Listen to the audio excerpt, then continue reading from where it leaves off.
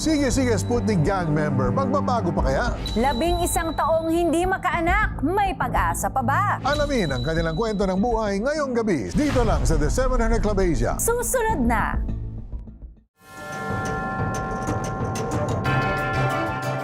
Dahil namatay yung nanay ko, pinaampon ako ng tatay ko doon sa may ani sinasakan niyang lupa. Nung namatay na yung lalaki nag-ampon sa akin, dinala po ko sa Maynila. Doon po sa anak nung nag-ampon po sa akin kasi lagi ako sinasaktan. Hindi ako nakatiis, nilabanan ko, sinuntok ko, sabay lumayas na ako. Naglayas na ako sa tundo, sa loob ng jeep ako natutulog, hindi na ako kumakain, hindi na ako naliligo.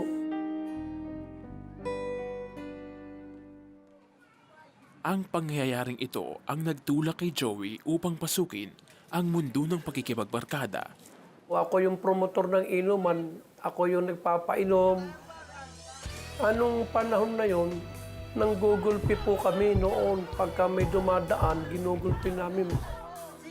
Parang trip-trip lang, ganun. Pag gusto namin bugbugin namin. Kasabay ng kanyang pagkalunod sa bisyo, napabilang si Joey sa grupong Siki-Siki Sputnik Gang. Iyayanin na ako manghula, pero sabi sa akin, kinakailangan matatakan ka muna.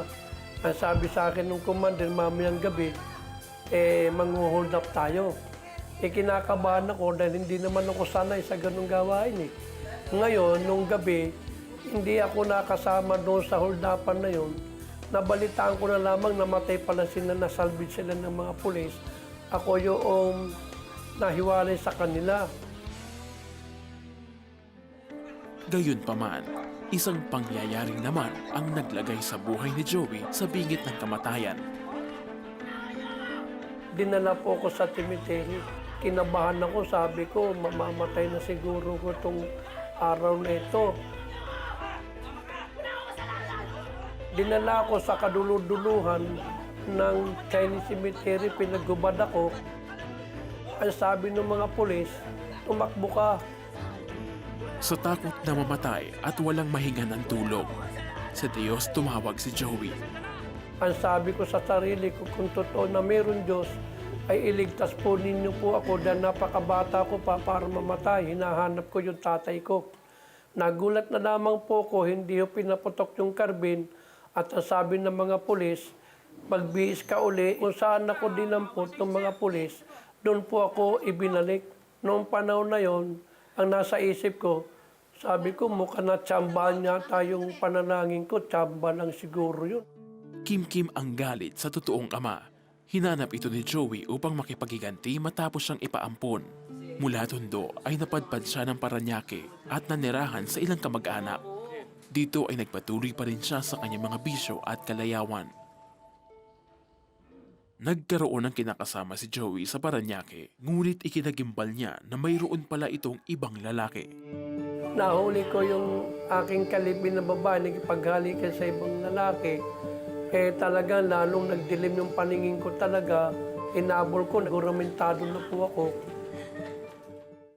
Hindi na naabutan ni Joey ang kanyang kinakasama at tuluyan na silang naghiwalay. Hanggang isang araw. Ang pangalan po, si Brother Steve, kung tawagin si Esteban Kaidik. Siya po yung masigasig na hinikayat ako sa born again. Tayo sa Kilabasol, ma'am. Merong Bible study doon. Marami tayong matututunan. Nakainom ako ng anak, kinabol ko ng taga. Ang sabi ko sa loob-loob ko, pag hindi ka tumakbo, magbo-born again ako. Itumakbo, takot pala sa born again sa itak ko eh.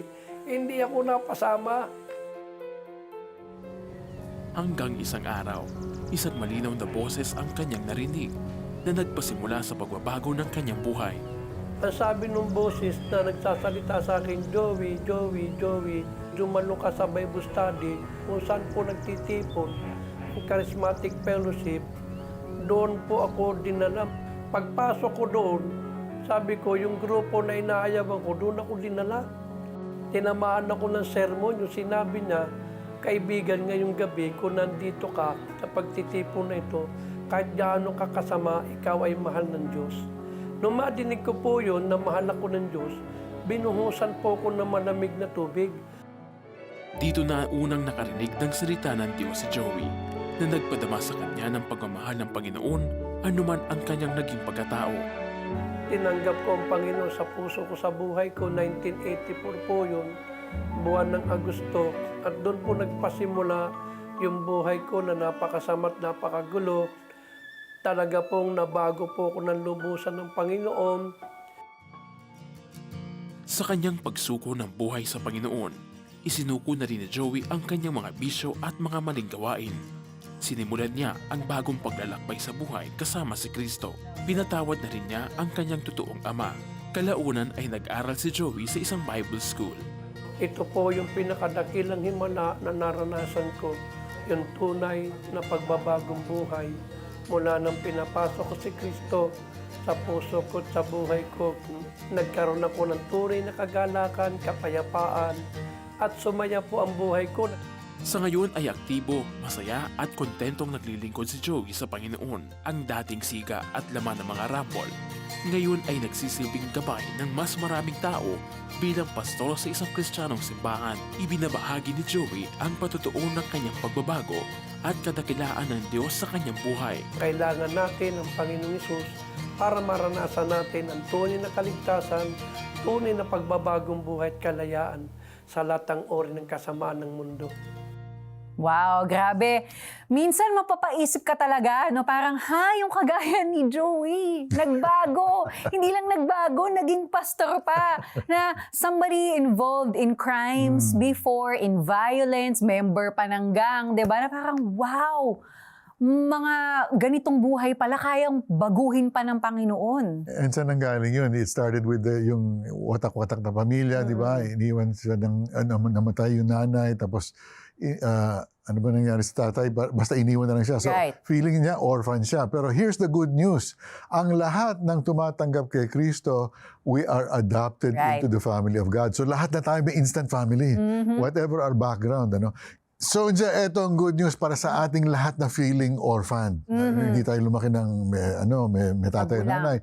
Ang lahat ng tumatanggap kay Kristo are automatically adopted into the family of God. Lahat tayo ngayon magkakapatid at meron tayong Diyos Ama nagmamahal sa atin. Amen. Amen. So, hindi naranasan ni Joey ang pag-ibig ng kanyang tunay na mga magulang kung kaya't hinanap niya ito sa maling mga tao. Ito ang rason kung kaya't napariwara siya at nalugmok sa maling gawain.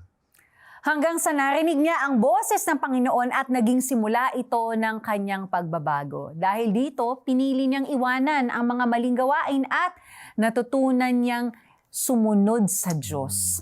At ito ang sinasabi sa Galatians 6 verses 7 through 8. Huwag ninyong akalaing madadaya ninyo ang Diyos. Kung ano ang tinanim ng tao, iyon din ang kanyang aanihin. Ang sumusunod sa nasa ng kanyang laman ay mag-aani ng kapahamakan. Tinatawag ka ngayon ng Panginoon, kapatid, pinapapili ka niya ang daan patungong kapahamakan o ang tamang landas kung saan matatamo mo ang kapayapaan at bagong buhay. Kung nais mo ng bagong buhay, sumunod ka lang sa isang simple at taus-pusong panalangin. O Lord, maraming salamat, Panginoon, sa ehemplo ni Kristo. Maraming salamat, Panginoon, na binuhos ni Kristo ang kanyang buhay sa krus ng Kalbaryo para sa aking isang makasalanang tao. Father, sa oras na ito, isinusuko ko po ang buhay ko sa inyo. Father, tulad ng ehemplo ni Kristo, nais ko pong maglakad ng kaaya-aya sa inyo. I want to please you, Lord. I give you my life now from this day forward, Panginoon. In Jesus' name I pray. Amen. Amen. Kung tinanggap mo si Jesus bilang iyong Panginoon na tagapagligtas, binabati ka namin dahil isa ka ng bagong nilalang at isang panibagong buhay ang naghihintay sa iyo. Kung ikaw naman ay nanonood sa YouTube, mag-comment, tinanggap ko si Jesus. At kung gusto mong lumago sa pananampalataya, i-type lang BSG para makasali sa aming online Bible study group. Huwag kayong bibitiw, isang kwento ng mag-asawang nakaranas ng himala ang matutunghayan natin sa aming pagbabalik.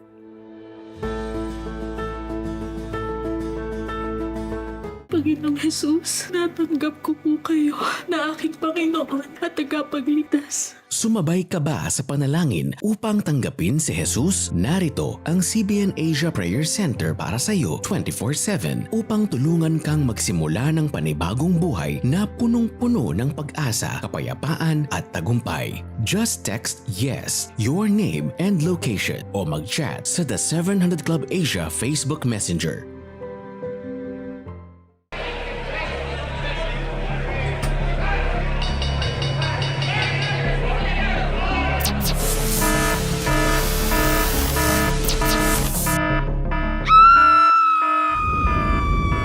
Restart.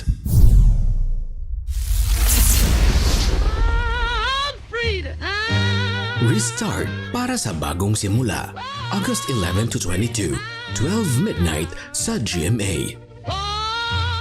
Sa panahon ng kalituhan at kawalang katiyakan, ang Holy Spirit ang magdadala ng kapayapaan, gabay at kapangyarihan sa atin. Sa bagong video na Walking in the Spirit, matutulungan ka ni na Gordon, Charlene at Terry na lumago sa pangunawa kung paano kumikilos ang Holy Spirit araw-araw. Get video streaming access to Walking in the Spirit when you donate 1,000 pesos to CBN Asia. Plus, get the 40-day devotional ebook for free. Become a CBN Asia partner today. Developing the habit of generosity is easier with GCash scheduled transfers. On your GCash app, tap Transfer. On the bank transfer page, tap Add Account. Select BDO. Create a nickname. Enter the account name, CBN Asia Incorporated. The account number 0030000555260 and your email address. At the bottom of the screen, tap Add New Schedule. Choose to donate weekly or monthly. Select your preferred date. Input the amount of your donation. Tap Next. Review details. Then tap Confirm. Good will come to those who are generous. Become a CBN Asia partner today. Magdodonate tao sa CBN Asia. Oo, bait naman. Sige. Type mo cbnasia.com/give. CBN Asia.com Asia.com/give. Yan. Oh. Okay pa. Kaya mo na yan. Madali na yan. Ano? Ikaw na. Tulungan niyo po ang dami pong itatype eh. Tapos 4 lang ang daliri ko. Tapos ang dami pang hihinging details. Iba na Ay, eh. iba na! Iba na po. Icons na oh. Opo. Nagbago na yan ang nila oh. Kaya ko na po to. Sige. Excuse kero to. Ako na po dito. Relax na po yan. Yan. Pagkatapos ko, kaya Rodel, ikaw naman po mag-donate ha. Ikaw nga po, 5 daliri mo, di ka nagdo-donate eh. Anong hindi? Kakadonate ko lang oh, sa cellphone. Sobrang dali na pala. Ano pa hinihintay natin? Donate na! Ang word ni Lord ay isang tanglaw. Ilaw kapag madilim, para di ka maligaw. The best kung babasahin mo araw-araw. Ito ang Tanglaw, a devotional app where you can read and listen to God's Word anytime and anywhere. Madaming lessons and memes na madaling i-share. Made for you by friends who care. Get the Tanglaw app.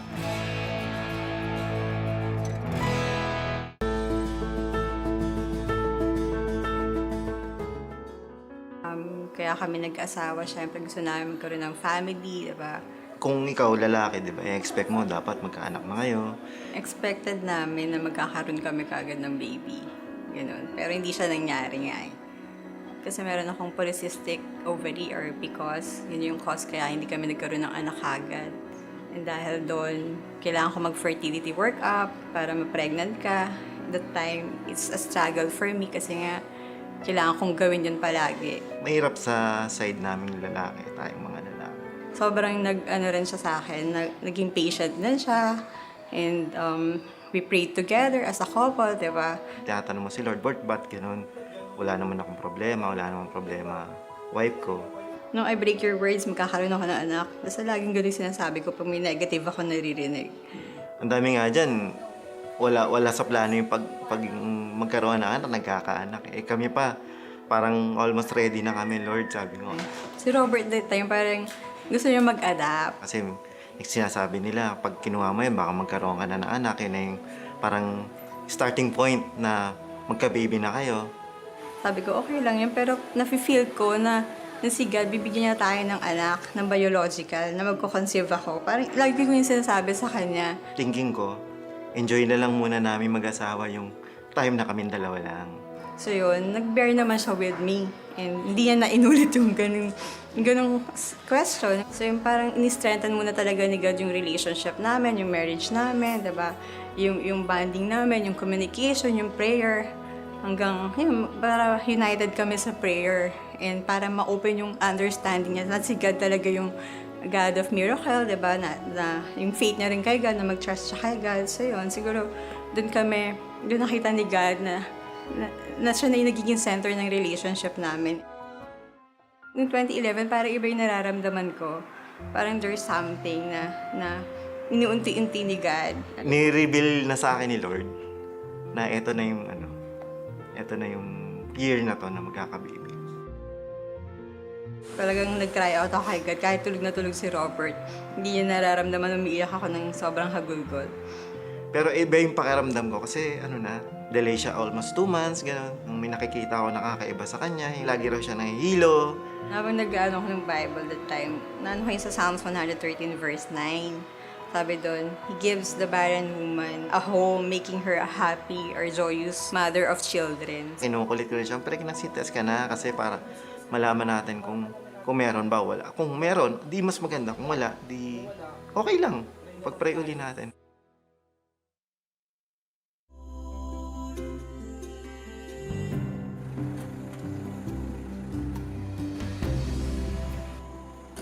So, yung time na yun, yung nakita ko yung siya yung tumatawag, parang nararamdaman ko na, eto na. Sinabi ko sa kanya, positive nga. Parang gusto ko lang ulitin sa kanya na yung marinig sa kanya yung positive. It took us 11 years bago kami nagkaroon ng anak. Di ba may sinabi nga sa Bible na, if you delight yourself unto the Lord, He will give you the desire of your heart. And I believe na si God may purpose talaga kung bakit hindi niya kaagad binigay sa amin yung anak. Kung ang puso mo malinis, kung ang puso mo tama, ibibigay ng Diyos yan. You just pray about it kasi when you pray, something happens talaga. And Almost 11 years, yung thank you kay Lord, parang kulang. wala talagang imposible kay God. And if you have faith in Him, ibibigay niya sa inyo yun. Nothing is impossible. You know, Brother Mary, I appreciate also Robert's heart na, Lord, if hindi ito yung will mo, sige, tatanggapin natin. But it was clear kasi na parang Karen felt the Lord was gonna give them that gift. The Lord is gonna give them children. And I love their faith. And you know, sometimes, I just love yung faith nila to say na, Lord, kung hindi ito yung will mo, okay lang. And sometimes kasi we can be so fixated on something, but we also have to do what they did, na pause and say, teka lang, ano ba yung gusto mo, Lord? Kasi kung ano yung gusto mo, yun yung gusto ko. And so in this case, God wanted them to keep believing for that child, and then it happened, diba? Because God could have changed their hearts. Right. Na sige, okay na tayo sa wala, but God gave him the grace to keep believing and to be in faith for the child that they're believing for. So, but I remember a couple that we knew that was struggling also. Ang sabi ng doktor sa kanila, relax. Yung asawa kasi very stressful ang trabaho. So posible yun na. If you're so hot na mangyari ka agad, minsan that can unnecessarily raise your stress levels, which means hindi kayo mabubuntis, di ba? So parang yung combination nga ng, okay, Lord, ikaw na bahala. I will rest in you, and ikaw na bahala in your time. In God's perfect time. Kahit pa dumaan sa matagal na paghihintay, hindi nawalan ng pag-asa ang mag-asawang Robert at Karen. Ang kanilang relasyon sa Diyos ang siyang nagpalakas sa kanila sa bawat proseso habang sila'y naghihintay ng himala. Minsan sa ating paghihintay, mayroong mga aral na dapat matutunan at pinapatatag tayo ng Diyos sa mga panahong nararanasan natin ang iba't ibang mga pagsubok. Hindi para iwanan na tayo, dahil hindi na tayo pababayaan kailanman. Sabi nga sa James chapter 1 verses 2 to 4, tinuturo sa atin ang pagiging matatag sa oras ng pagsubok. Mga kapatid, magalak kayo kapag kayo'y dumaranas ng iba't ibang uri ng pagsubok. Dapat ninyong malaman na napapatatag ang ating pananampalataya sa pamamagitan ng mga pagsubok. At dapat kayong magpakatatag hanggang wakas upang kayo'y maging ganap at walang pagkukulang. Ngunit kung ang sino man sa inyo ay kulang sa karunungan, humingi siya sa Diyos at siya'y bibigyan. Yeah. Nais po namin ipinalangin kayo kung dumaraan kayo sa matinding pagsubok sa buhay at may mga nandun din kayo sa stage na naghihintay kayo for something. You know God has promised you, and sometimes the wait has been so long that it's making you weary. It's making you waver in your faith. Yes. So allow us to pray for you to help strengthen you and encourage you. So if you're that person, pray with us. Lord, thank you so much that you say in your word to rejoice in our sufferings. Lord God, because it produces perseverance. Perseverance, character. Character produces hope. And hope does not disappoint. And you are our hope, Amen. Jesus Christ. So I pray right now for every person here. Maybe like the Nugids, they're also waiting for a child to come. Some of them are waiting for dreams to get fulfilled. Some of them are stuck, wavering in their faith because they feel that a certain area of their life has been barren and there are no fruits. And they just have to wait because you tell them to wait, to be still. So I pray, Lord God, for our kababayans in these situations right now. Lord, won't you give them the grace? Yes. Won't you empower them with your word? Won't you embolden them to be still, to believe that it is you who have called them to this very thing that they're waiting on, that you have a purpose for our pain, that you have a purpose for their lives, and you have a purpose in the waiting. I pray, Lord God, for their hearts, that they be strengthened, that they be filled with joy in the waiting, be filled with the peace that transcends all understanding. We commit them to you, O God. In Jesus' name we pray. Amen. Amen.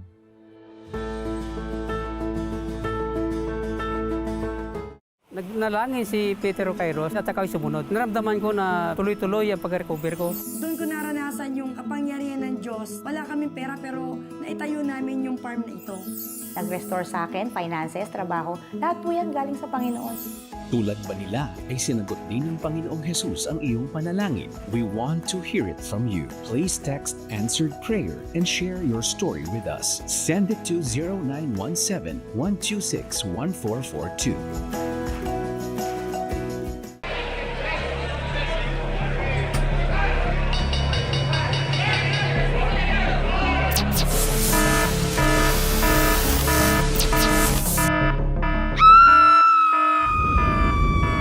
Restart.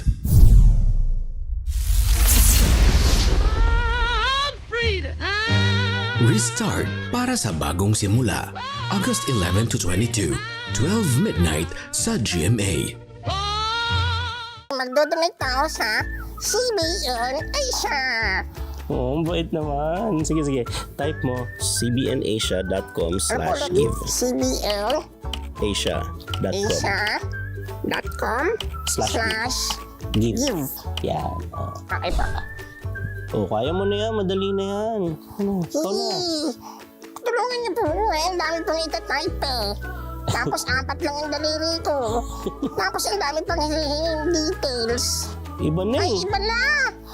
Iba na po. Icons na oh. Opo.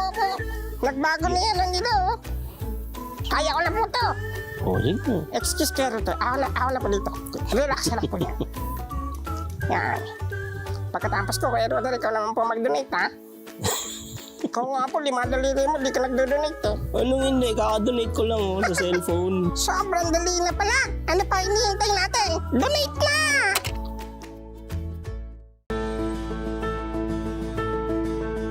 Nagkasakit ako ng polio. Tapos ganun lang nangyari sa akin. Hindi na ako makalakad paglaki ko. Sa totoo lang, grade 4 lang po ako. Tapos may naawa ang DSWD sa akin kahit mababa lang yung naabot ko. Tinutulungan nila ako para matuto ako ng mag-ayos, mag-repair.